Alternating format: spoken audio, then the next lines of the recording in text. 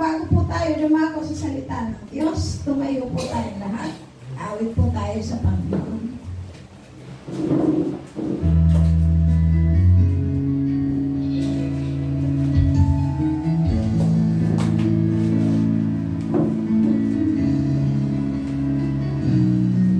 Yes, Lord. Salamat po, Diyos. Salamat po, Ama, sa bawat araw na nagdaraan. Kahit may kahirapan, ako'y di mo pinabayaan. Kaya man ang buhay ko ay inaalay sa'yo.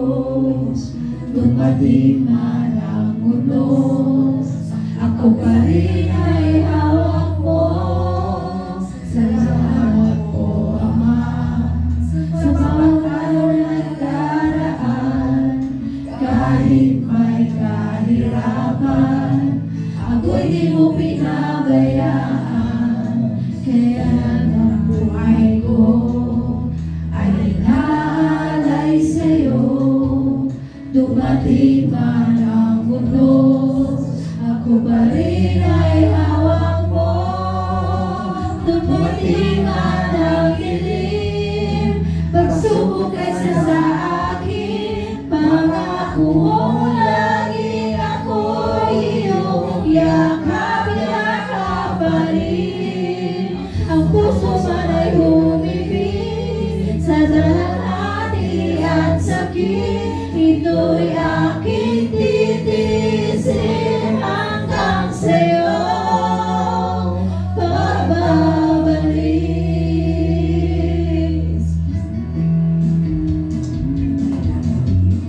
Ang buhay ko ito ay nasa iyong mga kamay. Hawakan mo, Ama, baka ako'y maghiwalay. Palakarin mo ako, nagkakot sa'yo, at iyong alalayan ang bawat habang ko.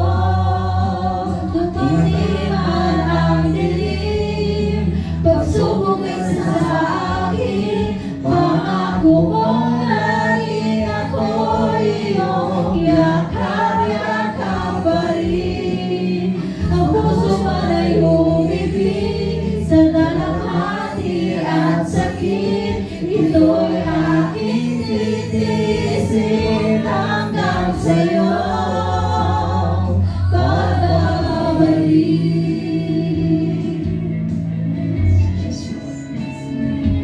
Nagkailangan. Salamat.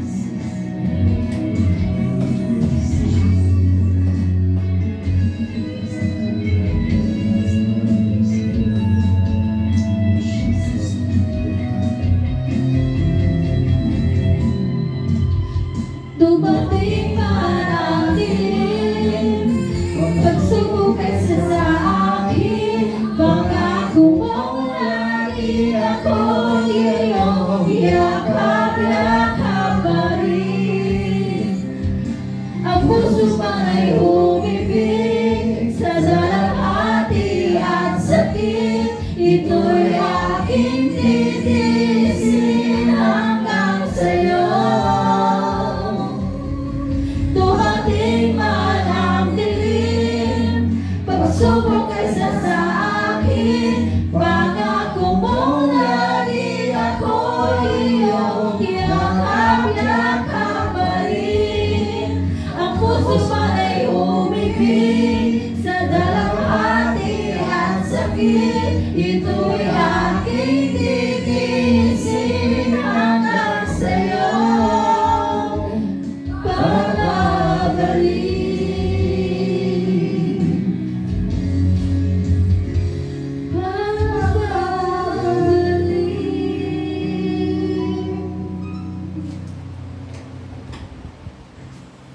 Salamat po, Panginoong Jesus, na sa pamamagitan po, God, ng iyong pagmamahal, gaano mang kabigat ang mga pagsubok sa aming mga buhay. Dilim man ang dumating sa buhay ng bawat isang mananampalataya. Subalit ikaw ay nangako, God, na patuloy mo kami yakap-yakap, O God. Pagsubok man ay napakabigat, subalit ikaw na Diyos na aming kasama, ang siyang patuloy na tutulong upang hawakan ang mga pagsubok na ito at ipagkaloob mo sa amin ang tagumpay. Kung papaano ka nangako na ang iyong pagkabuhay na magmuli ay nagdala ng isang malaking tagumpay sa bawat isang mananampalataya, nararanasan po ito ng bawat isa sa amin. Salamat po, God. Thank you for the victory, O Lord, sa iyong pagkabuhay muli sa krus. Sa iyong pagkabuhay muli sa kamatayan ay patuloy na nagbigay ng isang malaking tagumpay sa aming lahat.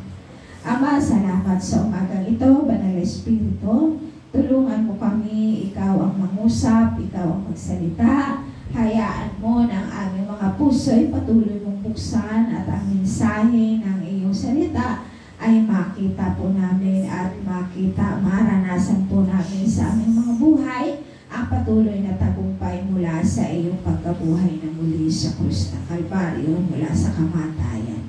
Ama, salamat, Banal Espiritu, mangusap ka sa puso ng bawat isa. Ito po ang aming samot panalangin sa pangalan ni Jesus. Amen. Amen. Ayan, makakaupo na po ang bawat isa. Muli, mapagpalang umaga sa ating lahat. At patuloy po tayo sa resurrection o yung pagkabuhay na ulit ng ating Panginoong Jesucristo.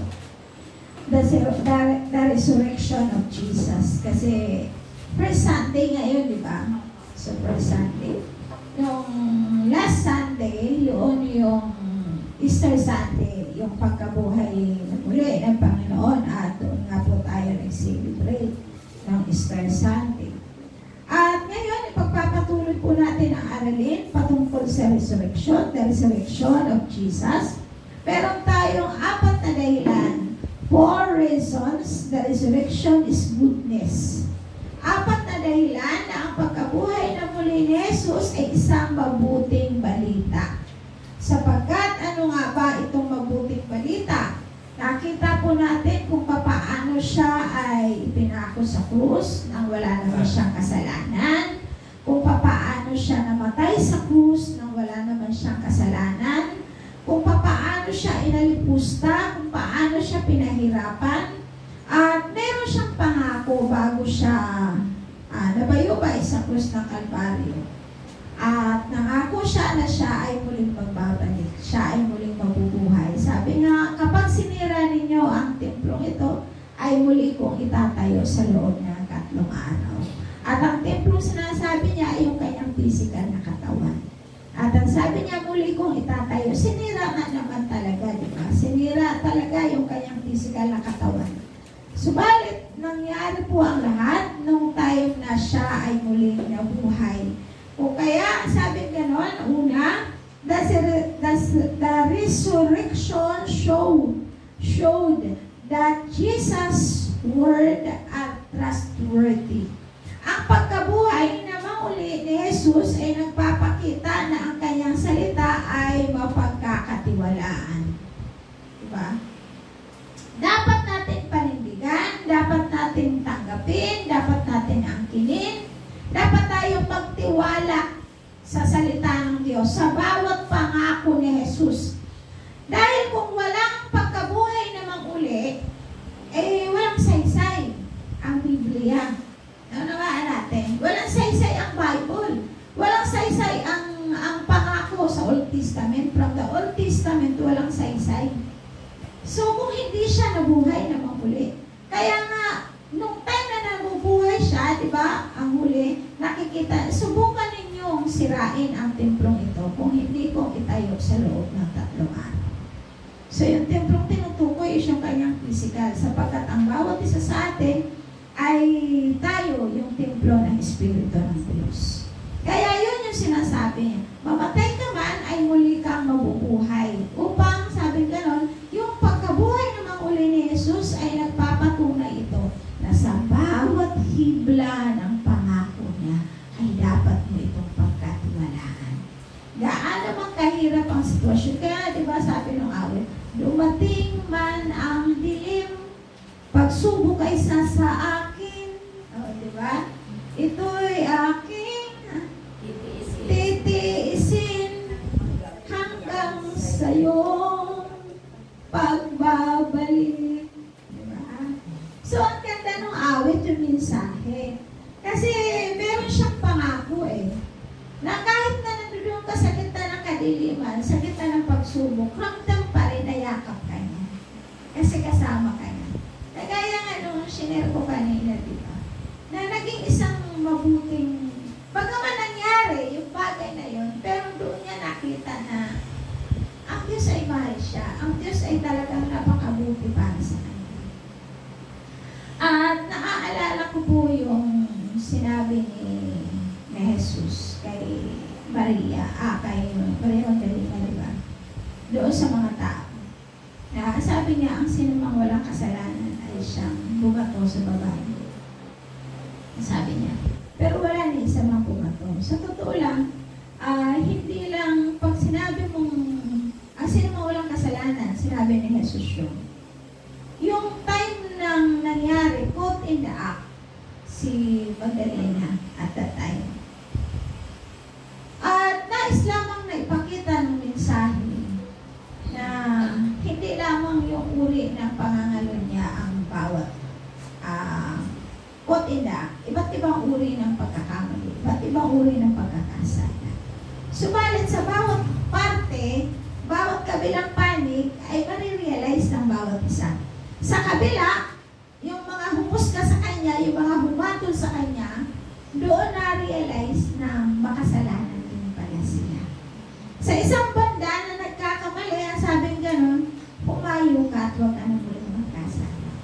So, ibig sabihin, ikaw na nagkasala, ikaw na nagkamali, ay tumayo ka.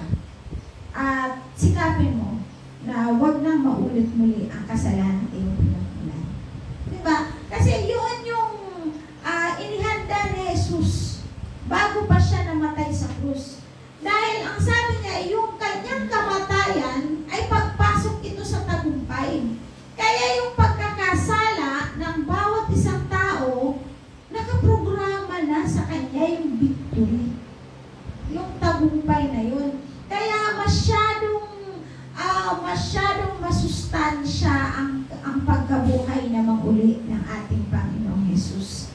Kasi lahat ng bawat hibla ng Biblia ay nagkaroon ito ng saysay.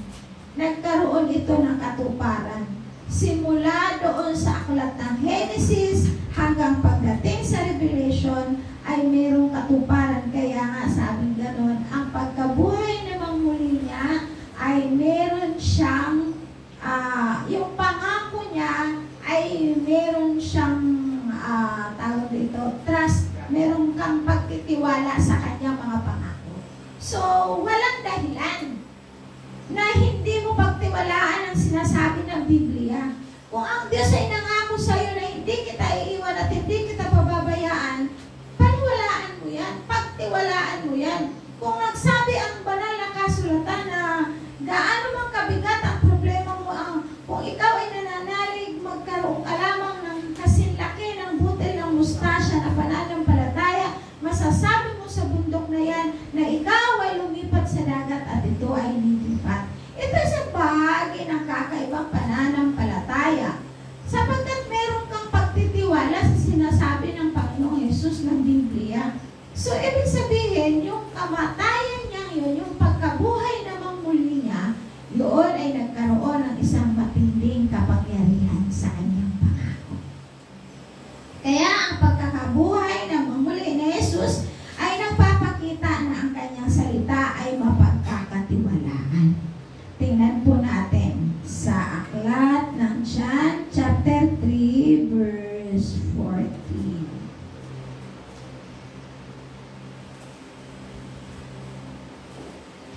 At kung paanong itinaas ni Moses ang ahas doon sa ilang, gayon din naman kailangang itaas ang anak ng tao upang ang sinumang sumampalataya sa kanya ay magkaroon ng buhay na walang hanggan. So, bakit hinalimbawa ito na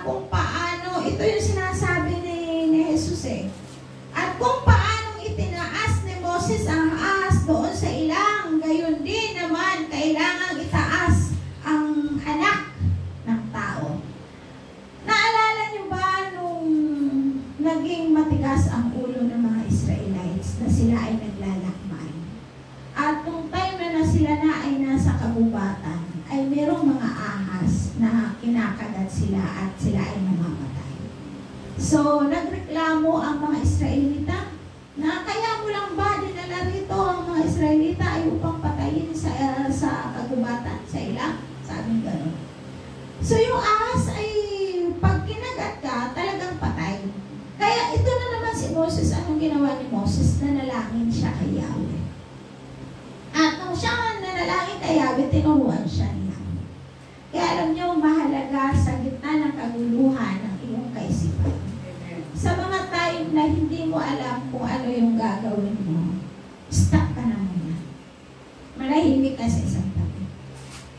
Kasi hindi ka makakapag-isip eh. Hindi mo alam kung paano mo hahakbangan, kung anong gagawin mo, lalo na sa isang matinding problema, pagsubok sa buhay mo. Yung naguguluhan ka, paano mo bang gagawin? The best is, umupo ka sa isang sulok at iiyak mo muna sa Diyos. Pray. Kaya anong ginawa ni Moses? Nanalangin si Moses. Papapahamak lang ng tao.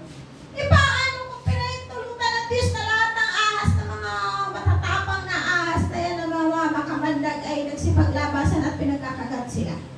Oo. Eh kung ang isang ahas ay kayang kumagat ng 1,000 sa isang araw, sa isang oras. Diba? Ang bilis lang na, tuklaw lang yan. So, pagka natuklaw, iikot lang yung tao, patay. Bawat tuklaw, ikot, patay. So, ilan lang naman ang namatay. Kaya, na-alerto na ngayon si Moses. Siyempre, hindi niya alam gagawin. Anong ipanggagamot niya? Yung mga panahon na yun, di pa naman uso ang doktor. Diba? Kahit nga ngayon, pag natuklaw ka ng ahas na makamandag, hindi ka na umaabot ng ospital. So, anong ginawa ni Moses? Sa gitna ng mga persecuted siya eh. Dahil maraming mga nagsasalita bukod doon sa mamamayan, bukod sa mga Israelita, mayroon pang mga magagawa siya na itinalaga si Yahweh na para makatuwang siya. Yung mga elders, di ba? Na nagsusulsul sa kanya. Siyempre, gaano kahirap yan? Ang tindi ng gulo ng utak ni Moses sa mga panahon na yun. Isang bansa yan. Na ikaw lang mag-isa ang humahandle. Samantalang tayo ngayon problema lang natin sa isang bagay, medyo gulantang na tayo, di ba? So, ano ang paraan na nakita natin dito? Umupo ka sa isang tabi at manalangin. At ang Diyos ang magtuturo sa iyo kung ano dapat mong gawin. Ganoon ang ginawa ni Moses. Kaya anong sabi ni Yahweh? Sagot sa kanya ni Yahweh. Gumawa ka ng isang tungkod na ahas. At, ang sabi ng ganyong ahas na yon ay ilagay sa tungkod at itusok upang ang bawat makakagat, titingala lang, hindi siya mamamatay. Gagaling siya. Diba? It is impossible. Pero nothing is impossible with that. Diba? Napaka-imposible. Titingala ka lang ng gano'n. Alam mo, yung ahas na yon ay yun yung ginagamit ngayon na sign ng mga doktor. Pansin niya? Ibig sabihin, doktor sila, magagamot sila. Bakit? Yung ahas na itinayo ni Moses ay nagpapagaling sa mga nakagat na Israelita. Kaya lahat ng doktor sa buong mundo, ang lugo nila ay yung ahas na nasa stick, nasa tungkod. So, paano nagawa ni Moses yan? Instruction ng Diyos siya. Kaya, di ba, ayaw mong mamatay, nakagat ka ng ahas, ayaw mong mamatay, tumingala ka. Gagaling ka at maliligtas ka. Ang sabi ni Jesus, katulad lang yan, kung paanong itinaas ni Moses ang ahas. Si Jesus man ay nabayubay sa krus ng Kalbaryo, nakadiba doon, at ang bawat tumitingala sa Kanya ay magkakaroon ng kaligtasan. Ang bawat tumitingala kay Jesus ay magkakaroon ng kagalingan. Diba? Kasi hinalimbawa siya, may kagalingan ka dahil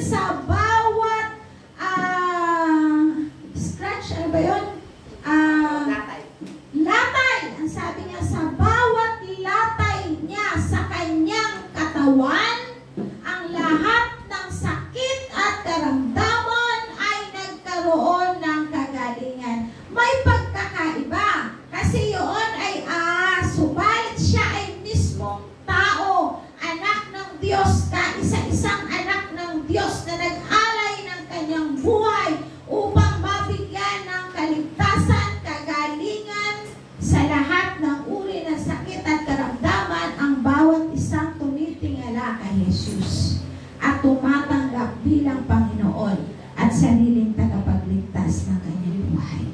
So habang ikaw ay nakatingala sa Kanya, nung siya ay nakabayubay sa krus ng Kalbaryo, habang ikaw ay nakatingala sa Kanya, ikaw ay magkakaroon ng kaligtasan. Di nga ba yung isang kriminal na nandoon nakatabi niya, yung isa inalipos na siya, pero yung isa tinanggap niya ang pagkakamali niya. Tinanggap niya na siya ay makasalanan. Hindi man sinabi doon na patawarin mo ako. Pero anong sabi? Alalahanin mo ako. Diba? At the time, niligtas siya. Anong sabi ni Jesus? Ngayon din, isasama kita sa aking paraiso. Yun po ang sabi, excuse po.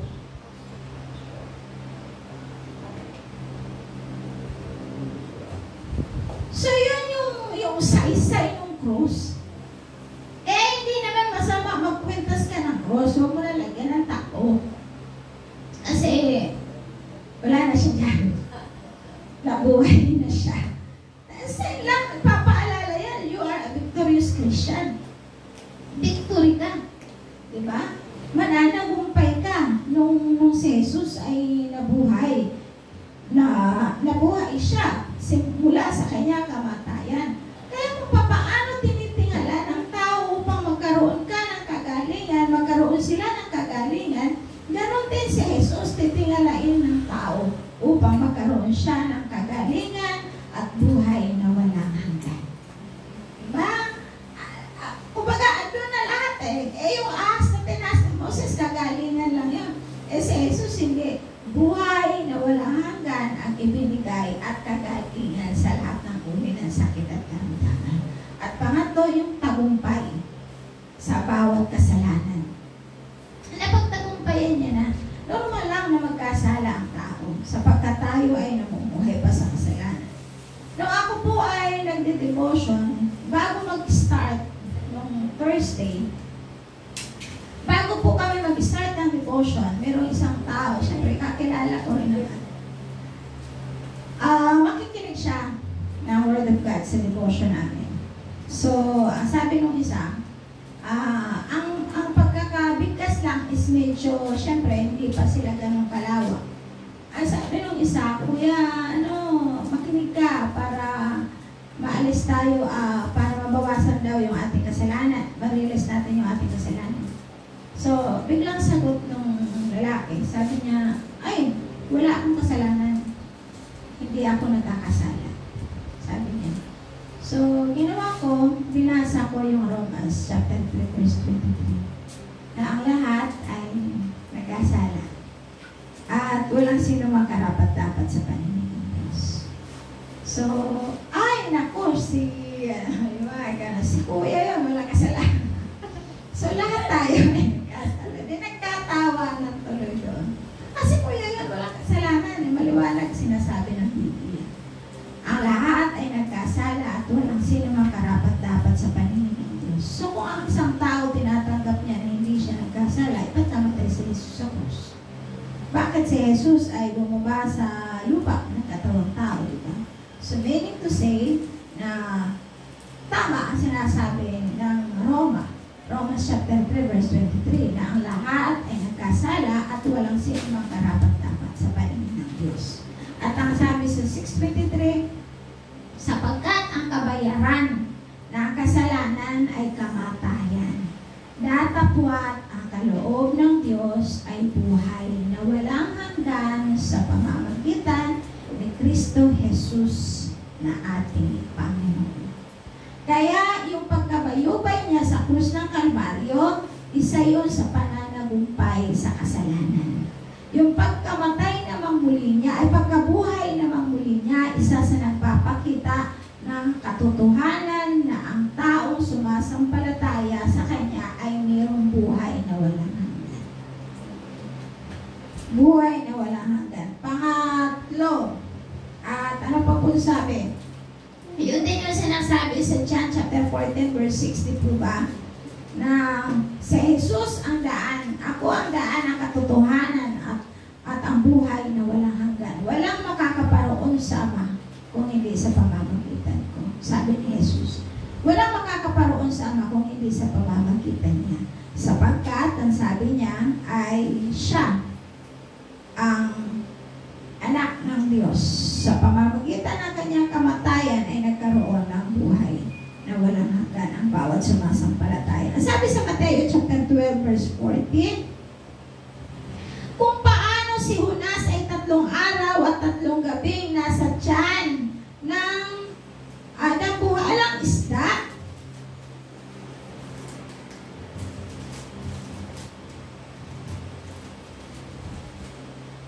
gayon din ang anak ng tao, 3 araw at 3 gabing nasa ilalim ng lupa. See? Nakita natin. Anong unang hinalimbawa ni Jesus? Yung ahas na nakatayo, di ba? Pangalawa, ang hinalimbawa niyang kanyang kamatay, pagkabuhay namang muli, ay si Jonas. Si Jonas, inutusan siya ni Yahweh na mangaral sa bayan ng Ninive. Subalit ang matigas siya, ayaw niya. Kaya mahirap talaga pagka tinatawag tayo ng Diyos at nangangatwiran tayo. So anong nangyari? Diba? Mahaba yung kwento eh. So, nung time na inihagis siya sa dagat, merong isang malaking balyena na nilunok siya. Diba? Imposible na mabubuhay pa siya kasi antimano lang sa paglunok sa kanya, hindi na siya makahinga doon eh. Pero hindi natin kayang arukin ang kapangyarihan ng Diyos. Kaya nga sa Diyos ay walang imposible. Hindi magagawa ng tao ang kayang gawin ng Diyos. Sa atin, rascal tayo kung mag-isip, pero kakaiba ang kaisipan ng Diyos. Kaya sabi gano'n, 3 araw si Jonas na nasa loob ng tiyan ng isda. At ang ginawa nitong isda, naglakbay siya mula sa laot, naglakbay siya patungo sa bayan ng Ninive. At pagdating doon sa bayan ng Ninive, doon siya iniluwa ng isda. Kasi ibang klase talaga ang Diyos, ano? Kakaiba eh. Imagine mo, malulunod yung karamihan ng sakay ng bangka. Nung time na malulunod sila, nagpalabunutan sila, naisip nila kung sino ang dahilan. Kasi may takot din naman sa Diyos yung mga nasa loob ng bangko eh. Ang lumabas ay ang pangalan ni Jonas. Kaya anong sabi niya, sige, ihagis niyo na lang ako. Ihagis niyo na ako sa dagat. Kasi wala matataob sila. Hinagis siya. Nung hinagis siya, biglang kumalma yung tubig. Yung dagat, kumalma yung dagat. Isipin mo, pagkahagis sa kanya, maya-maya, ito na, hindi pating ang ginamit. Kasi pag pating, lulunukin nga, nguyain siya. Kundi ang ginamit ay balyena. Napakalaking balyena ang ginamit ditong isda. So, nung time na nilunok siya, naglakbay ngayon itong isda. Naglakbay. Isipin mo layo. Kasi patungo siyang Tarsis eh. Kasi lilituin niya yung utos ng Diyos sa kanya eh. Ganyan kasi talaga tayo, mga tao eh. Alam mo, mga tayo, ang utak natin eh, talagang kakaiba. Pag sinabi ng Diyos, ito yung gawin mo, ito ang karapatan. Ay, hindi kasi ganito yung gusto ko eh. Di ba? Kaya, likas talaga sa tao yung yung mapangatuwiran, yung gusto ko. Yun yung likas sa tao. So, anong nangyari? Di natin siya ngayon. Isipin mo ang plano niya, papuntang Tarsis, samantalang pinapupunta siya ng Ninive, si Yahweh, pumunta ka ng Ninive, ang utak niya papuntang Tarsis, doon na lang siya mangaral. Ayaw niyang pangaralan ng bayan ng Ninive. Sige, ayaw mo. Sabi ng Diyos, ayaw mo sige. Pagdating niya ngayon sa laot, ando na ngayon na matinding alon na malalaki na talagang itataob sila kung hindi siya na inihagis sa dagat. Nung inihagis siya, di ba pumayapa yung alon? At anong sabi araw siya na naglakbay, nasa loob siya ng malaking isda, malaking balyena. Doon siya. At pagdating sa bayan ng Ninive, niluwa siya ng isda. Nagulat siya. Wala na siyang magawa ngayon. Ayaw mo talaga parang nangyari kay Jonas katulad ng isang sanggol. Isang bata kagaya niya, di ba? Gia, dumito ka. O, di ba? Yung mga ganon. Ayaw talaga, gusto niya. Ganon kasi tayo kung minsan. Gusto niya. Doon ako. So, anong ginawa niya? Di ba? Dadakutin natin ngayon yung bata. Dadakutin na. Sabi ko, dito ka lang. Ganon ang ginawa ng Diyos kay Jonas.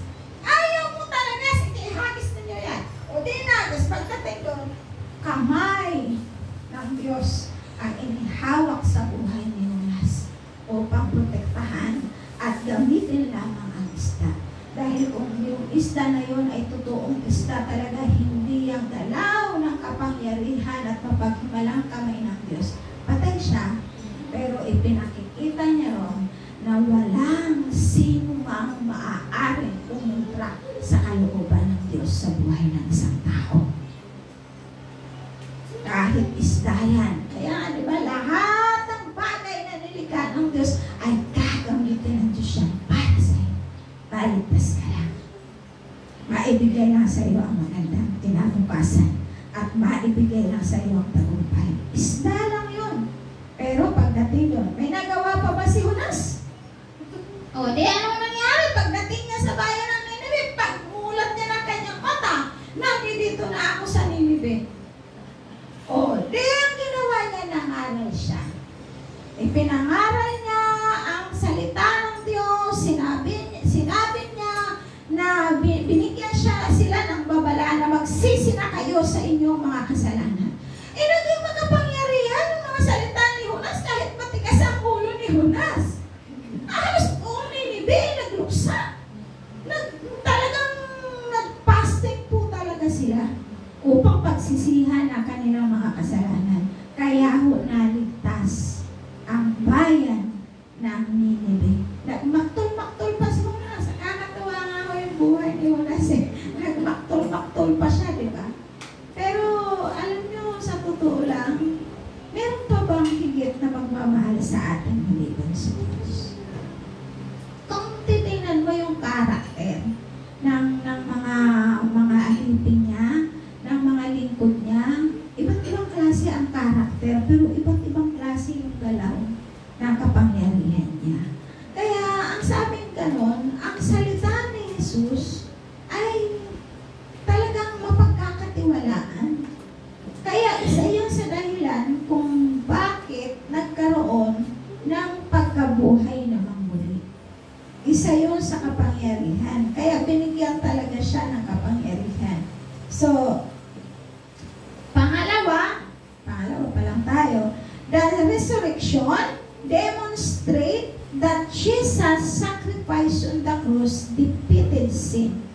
Ibig sabihin, ang pagkabuhay na manguli ni Jesus ay nagpapakita na talunan ang kasalanan. Amen.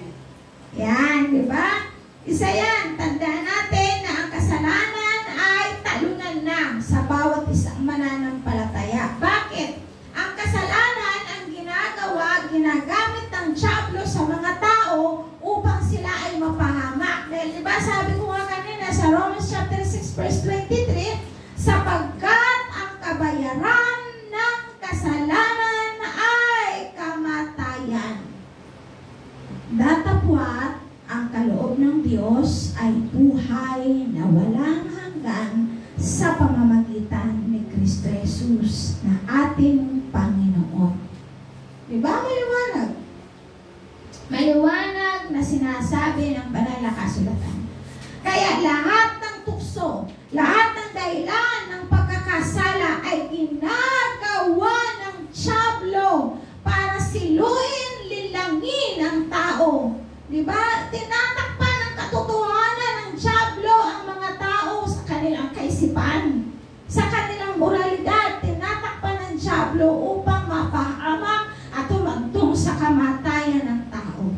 Subalit yung pagkabuhay na mangmuli ng Panginoon Panginoong Hesus ay nagpapakita ito na ang kasalanan ay napagtagumpayan na. Kaya tapos na. Tingnan natin ang sabi sa Romans chapter 10, verse 9.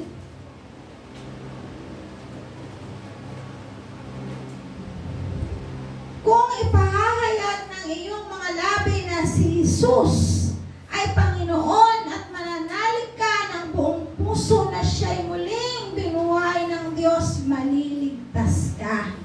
Sapagkat nananalig ang tao sa pamamagitan ng kanyang puso at sa gayoy napapawalang sala at nagpapahayag sa pamamagitan ng kanyang labi at sa gayoy naliligtas. O nakita po natin na ang kaligtasan talaga ay buhat sa pagkabuhay na muli ng ating Panginoong Hesus.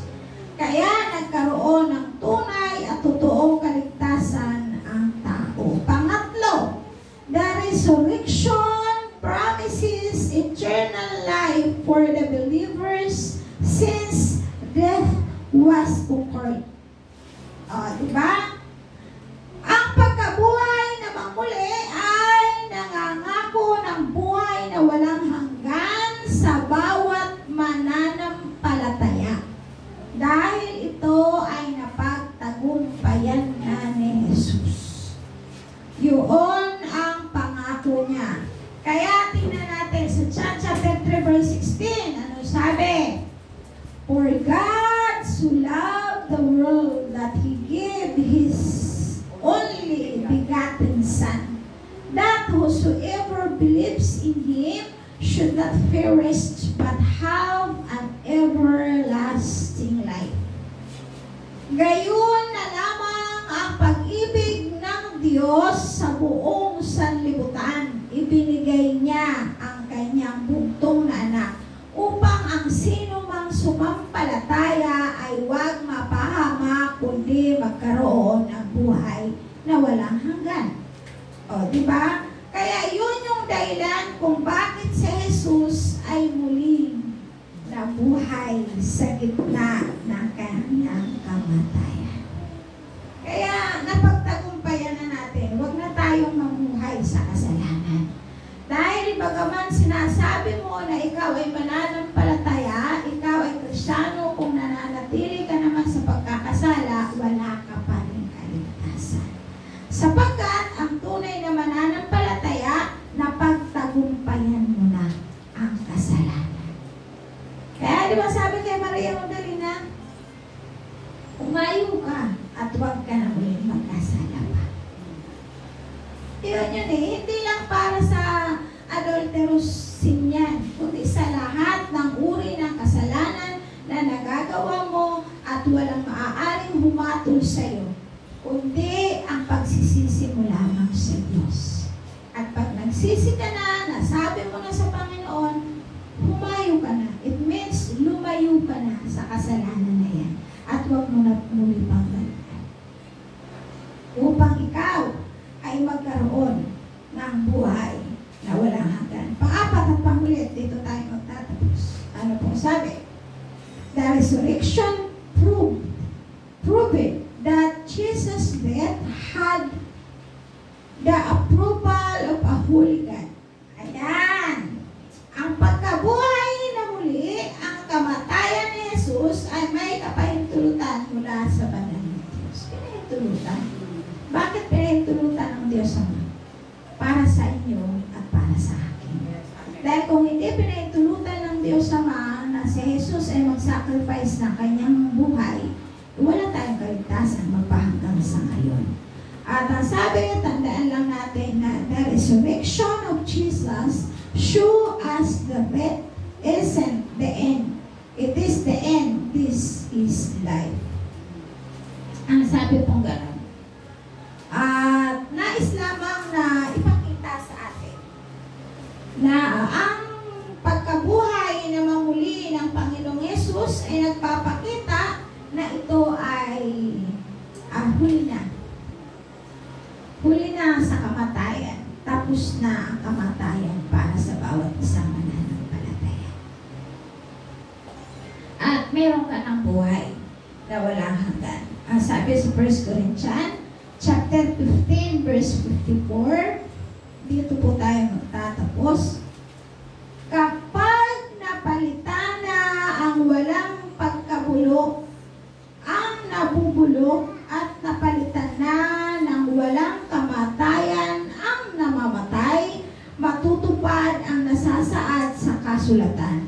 Nalupit na ang kamatayan, ganap na ang tagumpay. Yan. Yun yung saysay ng pagkabuhay ng ating Panginoong Jesus. Ano ang nabubulok? Diba? Sa ano natin, sa environment ba, yung mga basura na sinesegregate, dito yung nabubulok, dito yung i-recycle, dito yung hindi nabubulok, diba? May mga kanya-kanyang segregation yan. So, ang tinutukoy dito yung ating buhay. Buhay ng mga tao. Na ang nabubulok, itong ating physical. At papalitan ng sabing gano'n ng hindi nabubulok. Yun yung ating glorified body. Kapag dumating ang Panginoong Jesus at hindi pa tayo namamatay, meron pa buhay pa tayo, dadalhin tayo, magiging glorified body tayo. Example, ngayon, halimbawa dumating si Jesus ngayon, ang maiiwan na lang dito, lahat yan ang kagamitan. Pati mga damit natin, sapagkat tayo glorified na, naaakyat na diretso sa langit. So, yung mga tao naman na namamatay, na inililibing, di ba, nasa kabaong sila, yung physical na katawan nila ay nabubulok na yon. For more ilang days na nabubulok. Sa kontrata sa paglilibing ay 5 years bago mo galawin ang isang otso. So sa 5 years, buto na lang yun. Diba? So bulok na. Parang alikabok. Kaya mapapansin nyo, kapag ang isang otso ay binuksan na, sa after 5 years, wala na kayo nakikita, diba? Parang putik na lang siya. Yun yung sinasabing sa lupa ka nagmula, sa lupa ka rin. Kaya makikita mo doon at saka makikita na lang doon yung mga buto.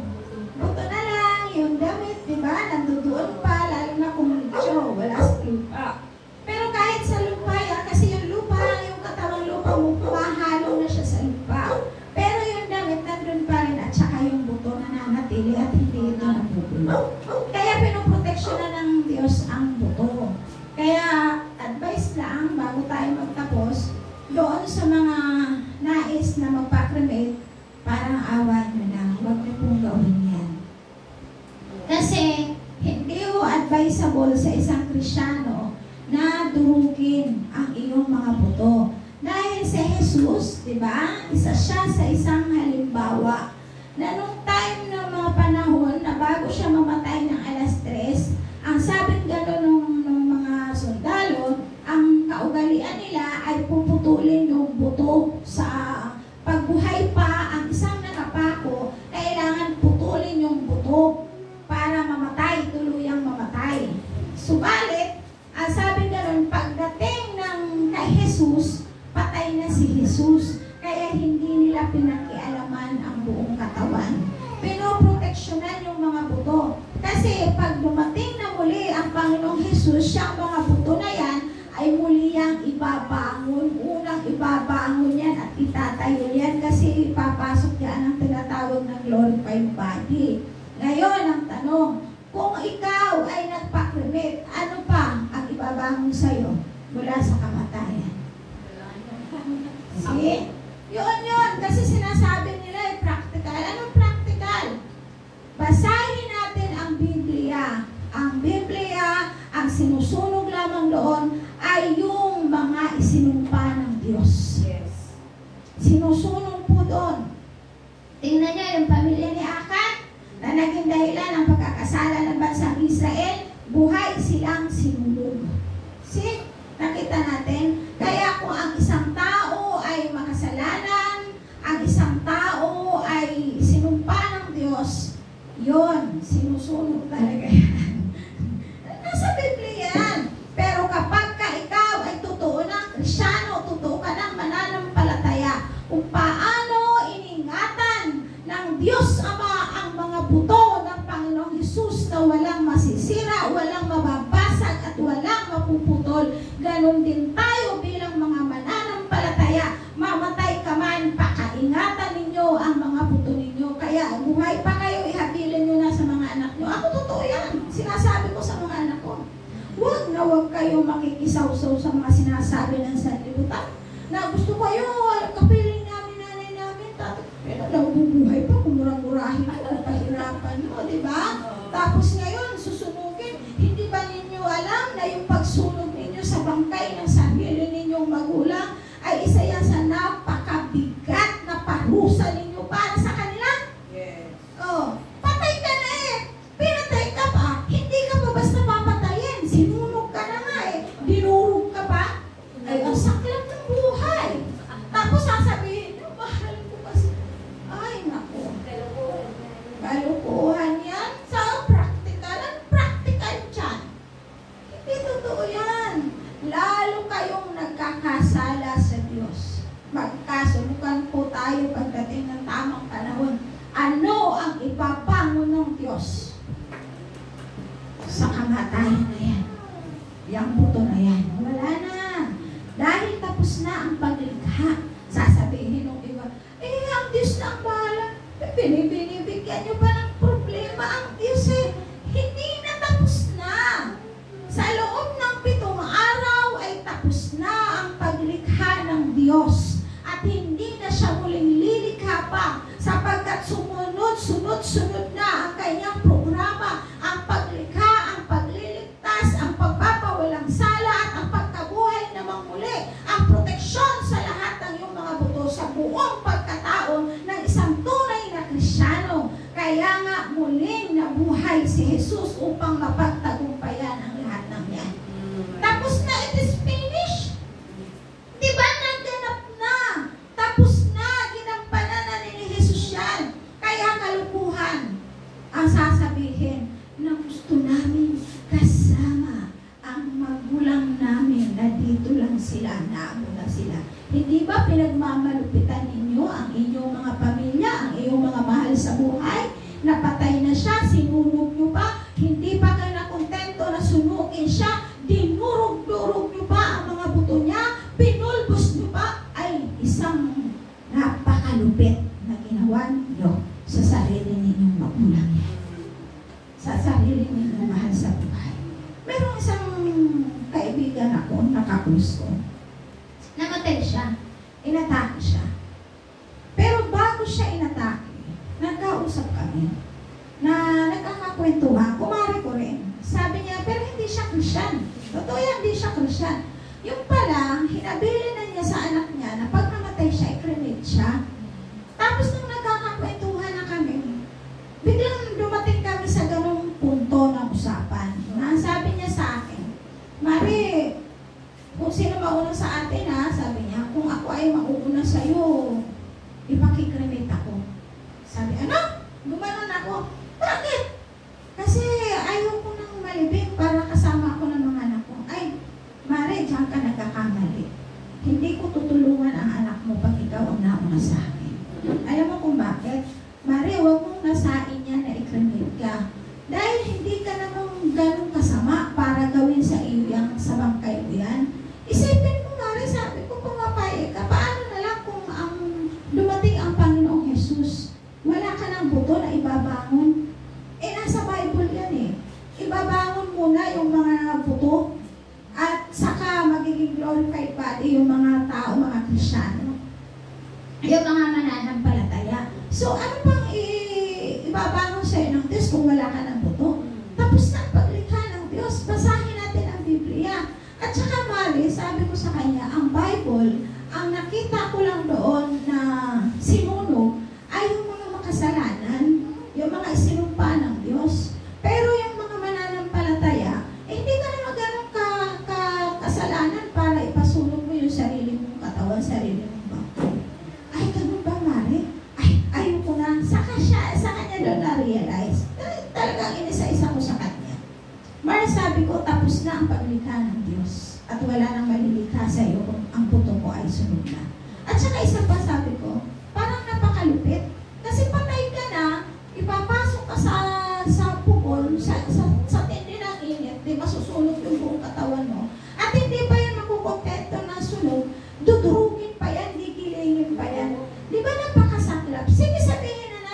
physical lang yan ang katawan mo, hindi mo na hindi mo na yan mararamdaman. Pero, alalahanin mo na wala nang ibabangon sa iyo ang Diyos. Dahil hindi kalooban ng Diyos na gano'n ang gawin. Kasi nga, ang halimbawa natin ay si Jesus. Ang sabi ng Biblia, ni isa pang buto ay walang nabali sa Kanya. Kaya gano'n dapat ang bawat mananampalataya. Iniingatan yan. Kaya sabi ko, habilin ko sa mga anak ko, wag na wag ninyong gagawin sa akin yan dahil yan ay isang pagmamalipit ninyo sa akin. Totoo yan. Kung ako man ay mamatay, wala kayong pangkabaho. Siyempre, hindi naman kayo tulutan ng Diyos eh. Sabi ko, ibalot ninyo ako sa bato, sa banig o sa kumot o ano pa mga pabalutan nyo, ilibing ninyo ako sa lupa. Ibalik ninyo sa lupa ang katawan kong lupa at huwag kayong magkakamaling sunod niya. Dahil yan ang itinakda ng Diyos na ibalik sa lupa, hindi gawin abo. So, naunawaan natin, kaya nga si Jesus ay nabuhay sa krus, nabuhay sa kanyang kamatayan upang maging isang halimbawa sa lahat ng mananampalataya. Naunawaan po natin, kaya bigyan po natin ang saysay, ang kamatayan, ang pagkabuhay na mahuli ng ating Panginoong Hesukristo. Tayo po lahat ay tumayo at muli po tayong umawit sa ating Panginoon.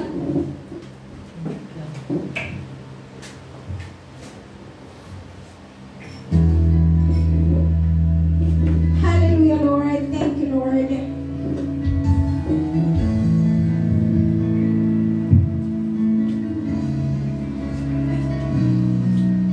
Yes, oh God. Hallelujah, Jesus.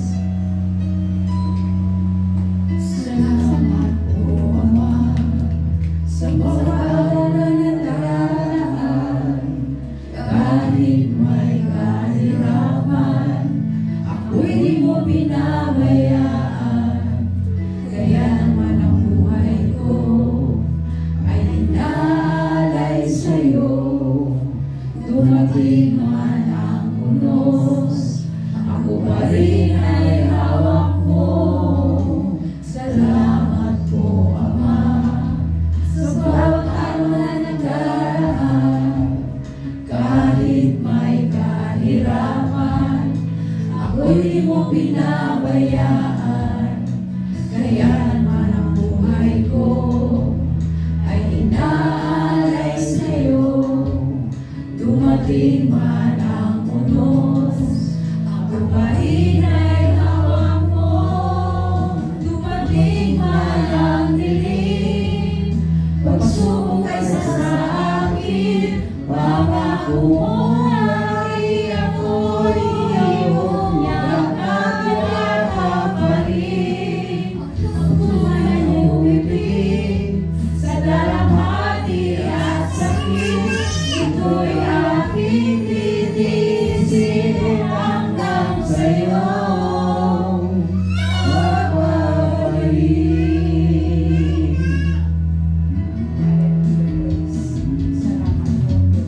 Ang buhay kong ito ay nasa iyong mga kamay. Hawakan mo, Ama, baka ako'y mahiwalay. Palagarin mo ako na may takot sa'yo at iyong alalayan ang bawat hakbang ko. Dumating ang dilim, pagsubok ay sa akin. Pangako mo lagi ako'y iyong yakap pa rin. Ang puso ay humibig sa dalamhati at sakit. Ito'y aking titiisin hanggang sa'yo magbabalik.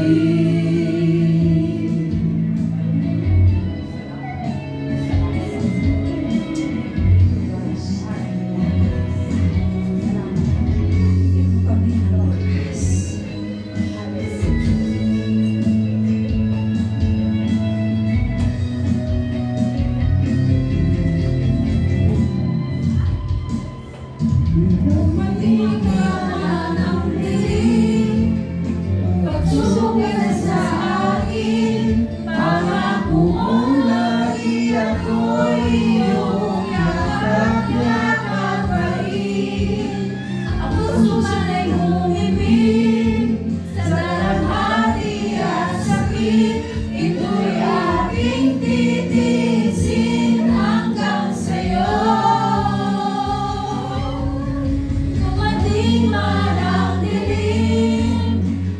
pagsubok ay sasakin, pangako mong lagi ako'y iyong yakap na kaparin. Ang puso ay umibig sa dalamhati at sakit, ito'y aking linisin hanggang sa'yo magbabalik.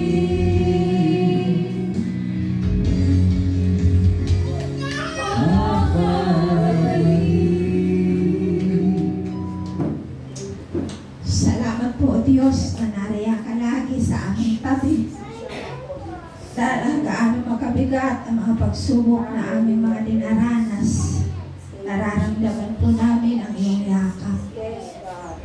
Nararamdaman po namin na naririyan lang po kayo sa aming tabi, sapagkat sa bawat mabibigat na pagsubok ay merong kagaanan sa aming mga puso.